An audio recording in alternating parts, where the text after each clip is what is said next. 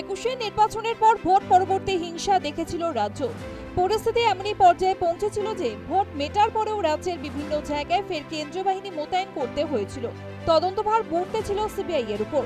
সামনে আরও একটা নির্বাচন, তার আগে আবারও ভোট পরবর্তী হিংসার আশঙ্কা উস্কে দিলেন তৃণমূলের সর্বভারতীয় সাধারণ সম্পাদক অভিষেক বন্দ্যোপাধ্যায়।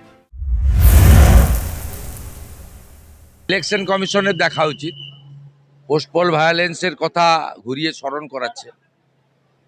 আমরা প্রস্তুত ছিলাম না, তাই ওসব ঘটেছিল। এবারে আমরা প্রস্তুত আছি। লোকসভা ভোটের পরে কিছু করতে দিইনি, আমরা আশ্বস্ত করতে পারি এবারে করতে দেব না। আমরা 21-এর পোস্টপলের ঘটনায় প্রস্তুত ছিলাম না, এখন বিজেপি সম্পূর্ণ প্রস্তুত এবং সবাই প্রস্তুত আছে। কোনো কিছু একতরফা হবে না, এটুকু জেনে রাখুন।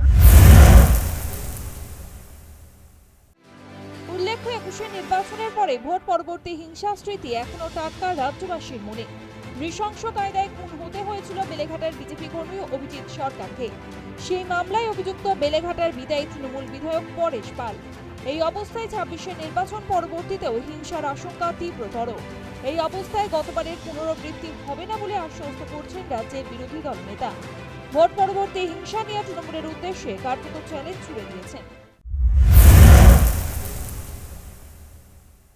আমি আপনাদের বলবো, যারা আমাদেরকে অত্যাচারিত, বঞ্চিত, নিপীড়িত, শোষিত করেছে বছরের পর বছর, আগামী 29 তারিখের ভোট তৃণমূল কংগ্রেসকে এমনভাবে জেতান 4 তারিখে ভোট বাক্স খোলার পর বিজেপি যেন চোখে পদ্ম ফুলের জায়গায় সর্ষে ফুল দেখে।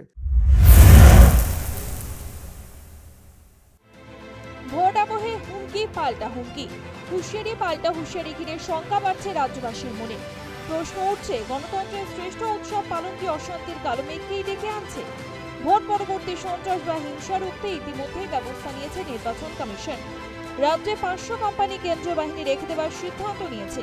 কিন্তু প্রশ্ন উঠছে, নতুন সরকার কেন্দ্রীয় বাহিনী ব্যবহার করবে তো, নাকি হিংসার সময় কাঠের পুতুলি করে রাখা হবে কেন্দ্রীয় বাহিনীর জওয়ানদের? News time.